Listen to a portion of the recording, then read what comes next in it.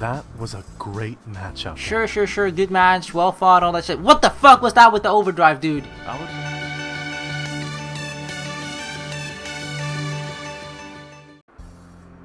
Despite losing, Akira was still depowered. Considering what he usually does to his opponents, I don't think I fared too badly. The thing is, I feel like Akira depowered not because of us, but just because of himself, because of the overdrive mode that he activated. It's just not as good as ours, it doesn't last that long. Speaking of Phoenix, how was it also equipped with the overdrive mode? An uneasiness settles in the pit of my stomach as we return our gears back to the hangar and make our way to the pre-combat room. I quickly change back into my uniform as questions keep swirling around in my mind. When I enter the pre-combat room, I am alone. My teammates must still be changing. I am still trying to process what just happened. Somehow, Phoenix was able to match Eagle in overdrive mode, even though his gear could only hold that energy expenditure for a little while. His core was definitely based on my core's design. I barely notice my team's arrival. We sit in silence until Kaori voices what we've all been thinking. The thing is that there could also be a possibility, although it seems less likely, is that I don't know how, but Illuvian, they knew what our dad was up to, they knew what he created, they faked his death, they captured him, and now he's our dad is like a slave working for Illuvian to try and recreate those overdrive mode for the cores for their company and for their sponsored teams instead. That's a little bit far-fetched though, that they would fake his death and all that shit. I feel like it seems much more likely to me that they were just sort of that they were a competition of each other, how fucking America and Russia did a race to the moon, something similar like that. They were both sort of competing over, okay, we have this certain thing that we want to create, or we have this idea of how to create this overdrive mode, and our dad was just the first one that was able to create it and create a better version of it than Illuvian has at the moment. And it's probably they just wanted to get rid of him. Oh shit, he's better than us, alright, let's just eliminate the competition that way. I don't know. What the hell was that? What do you mean? Whatever it was unexpected. Yeah, I don't know how the fuck he did that. It was a lesser version of Eagle's overdrive. Akira's never been able to do that before. Meaning he was keeping it a secret? Probably. Or Illuvian just did that solely because they knew it would be facing off against mine, and that they thought that Akira needed it. No one besides Eagle has been able to do that before. Then how was he suddenly able to get his hands on that technology? Or Valerie. That's another possibility.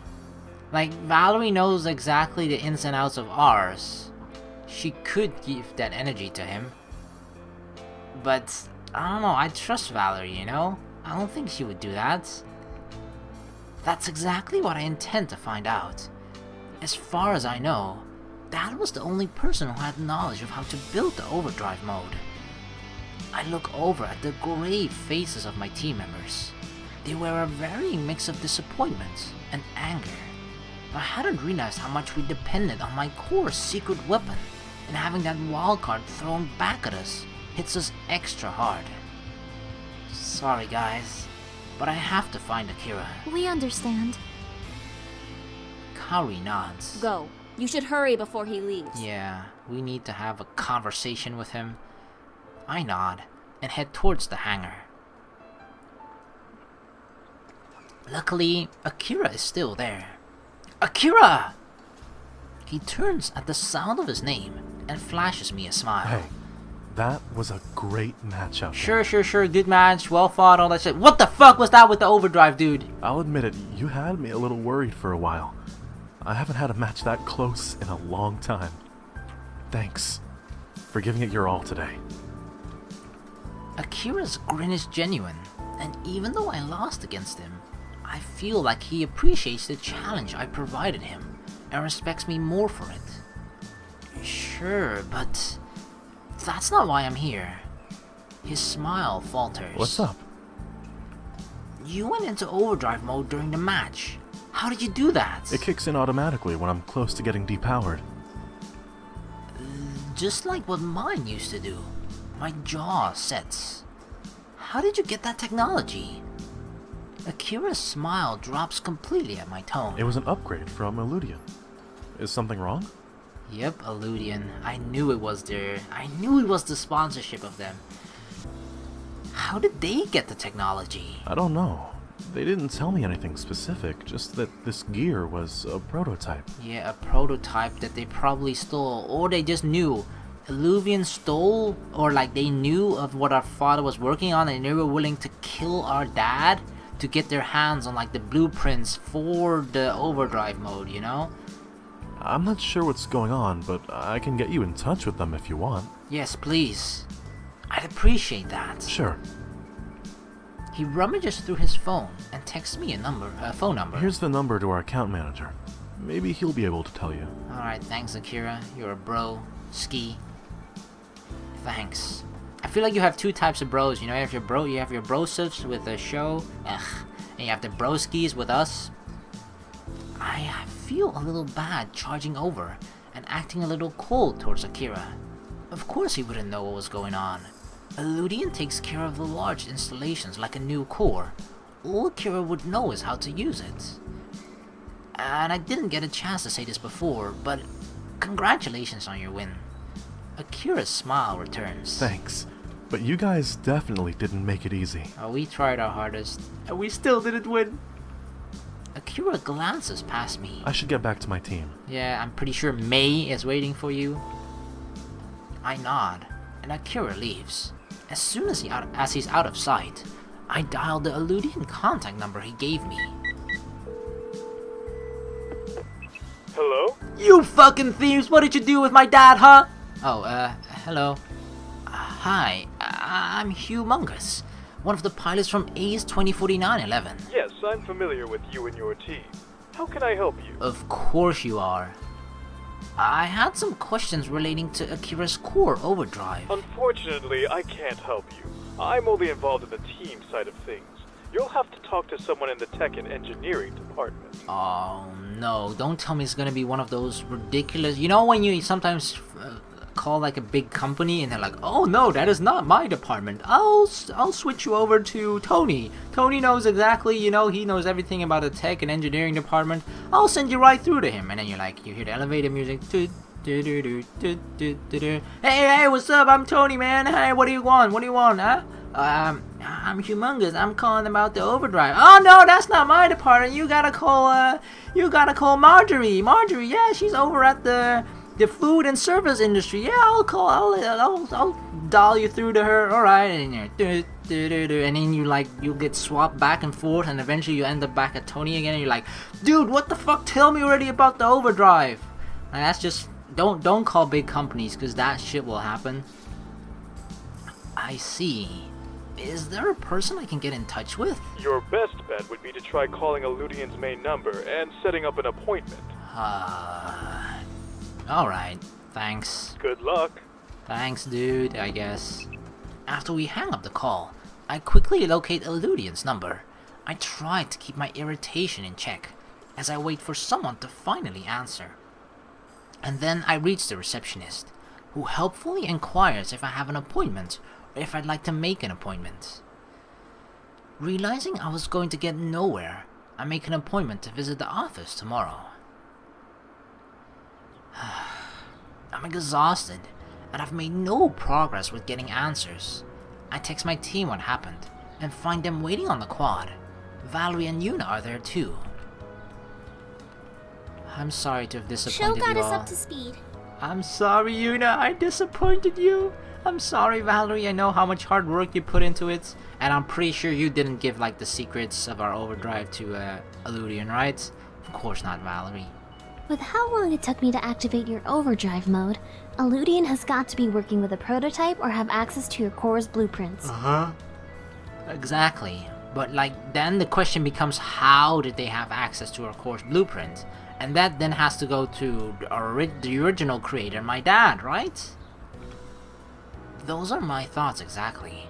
But how would they have gotten those schematics? I didn't give it to them. Promise. I trust you, my French angel. I give her a weak grin. Not what I was implying, but still good to know. Still, that sucks, Broseph. Yeah. Mayu nods. I'm a little surprised the account manager doesn't know that information. Yuna looks thoughtful. I think for larger companies like Illudian, it makes sense. The account managers are the liaison between the sponsor and the sponsee, so that's their main focus. They make sure the team gets what was supposed to go to them, so they don't need to know how that item was acquired or developed in the first place. Kinda like the drug couriers, you know, the one that are selling it. I don't know where the fuck it came from. It came out off of some boat or something, but I'm just selling it to the next person that wants to get high. The only time you see a lot of interdepartmental duties is when you're with smaller companies. Does Dashu have a similar model as Illudian? Oh yes, definitely. Especially since they sponsor more than one industry. Well, I have an appointment scheduled for tomorrow. Hopefully that'll be more successful. Good. It's easier to demand answers in person. Yep, because I can threaten to punch them in their faces. Demand? Pretty sure that's how you get kicked out of a place. He's got to be aggressive if he wants to get any answers. Otherwise, they'll keep passing him off from one person to the next. Kaori knows how it works, okay? Kaori, you're coming with me tomorrow, okay? I never thought I'd say those words, but Kaori, you're coming with me tomorrow. I need you there. Something weird is going on, and I intend to find out what. My voice holds more confidence than I feel. I can't quiet the sinking feeling in the pit of my stomach. Yuna nods and speaks gently. For now, you should try not to stress about it. I try. Yeah, there's not much you can do. You're right. I know. I think I'm going to head home then. Everyone agrees. Mayu and Kaori look equally exhausted, and even Sho doesn't have as much energy as usual. Valerie's been unusually quiet, and Yuna looks solemn. This loss weighs heavy on everyone. It just sucks to disappoint our team, you know, and ourselves. We say our goodbyes, and I head to the parking lot. Then I hop on my bike and head home. Uncle Kaito and Nikki are both sitting on the couch watching TV when I arrive. Hi, Uncle Kaito. Hey, Nikki. Kaito grins at me. Welcome back. How was your match? Well, actually, it's... Finally, you're home. I thought you were going to miss it. Miss what? Huh? The Moskers, of course. Did you forget? Oh, the Moskers, right. Leonardo DiCaprio is finally gonna win one. In all of the excitement today, I completely forgot about the Moskers. My expressions must have given away my thoughts because Nikki shakes her head. I forgot, played cool, how could I forget? I don't usually watch this. I totally forgot. Whoops. Seriously, how could you forget when your favorite actor, Leonardo DiCaprio, was nominated? Well, I'm just wrapped up with my own personal stuff, you know? But don't get me wrong, Leonardo DiCaprio is still cool, he's still my homeboy. To be fair, he's been nominated 5 times before. And never won. That's not the point, Uncle. I snuggle in between them on the couch, just as the opening number starts. I only partially pay attention to most of the nominations. Every so often I peek at Uncle Kaito and Nikki. Kaito looks about as engaged as I am, while Nikki is practically on the edge of their seat. Every so often she shout out who she hopes to win. Thing about like Oscars and other award shows is just fucking rigged, all that shit. Like, come on, how the fuck... Don't get me wrong, I love that movie, right? Was it Martian? I think The Martian, but how the fuck did that movie win Best Comedy? That was fucking bullshit, okay? Don't get me wrong, it had some funny moments in it, but it was not Best Comedy. Holy shit, that still baffles my mind how the fuck that happened. It's just like, alright, well, we gotta give the Oscar to The Martian at least some, you know? It wasn't the best movie, didn't have the best actors, fuck it, you know? Let's just give it the Oscar in a category which it totally doesn't qualify for. That's fine. We have to give it at least one, you know? Finally, it's the moment we've all been waiting for. The nominations for Best Actor. Leonardo DiCaprio is nominated for his role in The Apparition, against a handful of people no one cares about. Uncle Kaito and I look over at each other in solidarity. Nikki leans so far forward in her seat. I'm afraid she's going to fall off. Okay, if Leonardo DiCaprio wins, I'm about to hear an ear-piercing shriek coming from Nikki. And the Oscar goes to... I hold my breath as the announcer rips open the envelope in the slowest way possible. Leonardo DiCaprio! Ah! No? Oh, I thought Nikki was gonna scream. Nikki jumps up and screams, while Kaito throws a fist in the air and shouts excitedly, "Finally, he fucking did it!" Jump up with Nikki, that'll do, Leonardo. That'll do. Is this real life? So what? Jump up with Nikki, alright, you know, let's just party. Leonardo DiCaprio finally did it.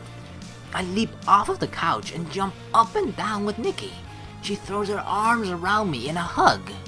He finally did it! I know! Yes! I'm feeling a little left out here. Yeah, I'm not hugging you, Kaito. Nikki and I glance at each other, and we each give Kaito a high five. That's all you're gonna get, dude, a high five? Honestly, Nikki, I'm surprised you're so excited by this. I didn't realize you liked him. This is a momentous event! What's not to like? True, true. Before I can answer, she shushes me. Oh, he's about to give his speech. Oh, here we go. We watch as Leonardo graciously accepts his Oscar and runs through his list of thanks. And finally, I'd like to mention how thankful I am that we took care of global warming back in 2016 so everyone can still enjoy the wonders of snow. Holy shit, Leonardo DiCaprio, I don't know what kind of alternate reality or alternate universe you live in, but it's 2016 here, and yep, there are still people who don't fucking believe in global warming, so good fucking luck with that. Our real reality is screwed, okay? The audience roars with applause as Seo walks off the stage. What a classy guy. Yeah. Nikki gets back on her feet. Anybody want a snack? Kaito perks up, of course. At the mentioning of food, Kaito's like, oh, where? I wouldn't say no to that. Same here. Be right back. Alright, Nikki. She runs off into the kitchen and returns with a plate of strawberries. Ooh. Ooh, strawberries. I love strawberries. Uncle Kaito's face lights up as he grabs the closest one to him. Without hesitation, he takes a huge bite, then catches himself as chocolate dribbles down his chin. Oh, it's even covered in chocolate? Wait, is that chocolate? Yeah. Isn't that kind of more a romantic thing, you know, chocolate-covered strawberries? I pick up a strawberry and pop it in my mouth. Mmm, cream-filled. I also have some filled with gelatin and cookie butter. Holy crap, are you trying to make me fat, Nikki? This is amazing. Because it's definitely working. She beams. Do you really think so? Yes, as expected of the captain of the cooking club. Yes. Wow, that's as excited as I've ever heard Kaito. He's like, yes! Yes! He's even more excited about this than Aunt Yuki coming back home. I eat another strawberry in response. Where did you find this idea? I don't know, I was just thinking about how I wanted chocolate-covered strawberries, but I hate when the chocolate comes off unevenly or the shell breaks off when you bite into it. I figured this was a better yet still delicious alternative. Dang, Nikki. I can confirm that it is. Uncle Kaito eats another strawberry. Do you think you can make this at the cafe? Oh. Nikki's eyes glitter. Seriously? You think it's that good? Holy crap, Nikki. Definitely. It's a simple twist on a familiar treat. I have no doubts it'll be well received. Uh-huh. Holy crap, Nikki's gonna have a promising career in the culinary world. I'd be honored. Great. What do you want to call them? Cupberry Strawberry Dream Fruit Suckles. What the fuck? Let's just call it Strawberry Dream. That sounds better. What about Strawberry Dream? That's not terrible. Oh, it's not good either? Uncle Kaito looks thoughtful. It's vague enough that it can encompass all the different filling options. Yeah, dream. We'll think about it. Wow. Thanks, guys. Thank you. Right. You can just say no, okay? I won't be hurt. Well, I actually will be, but it hurts less than I'll just be like, we'll think about it. We'll let you know if we like it or not, and then we obviously never hear from them ever again. You know, that kind of thing. When you're at the job offer, you're like on a job interview, and just like, yeah, we'll call you back if whether you got the job or not, and you just wait at home for like an entire month. I thought they were gonna call me, and they never do. Well, since nobody here seems to appreciate my genius, I'm going to bed. It is getting late. Yeah, my genius needs some rest, okay? Uncle Kaito stifles a yawn. Yeah, I think I'm going to turn in too. He starts to get up, then pops the last strawberry into his mouth. I thought you were going to bed. He's putting the strawberry to bed in his stomach. I couldn't leave the poor thing to live on that plate all alone. Better that he's with his friends. Yep, definitely time for me to go to bed. Nikki giggles. After I help her clean up the kitchen a bit, I head upstairs and dream of dessert.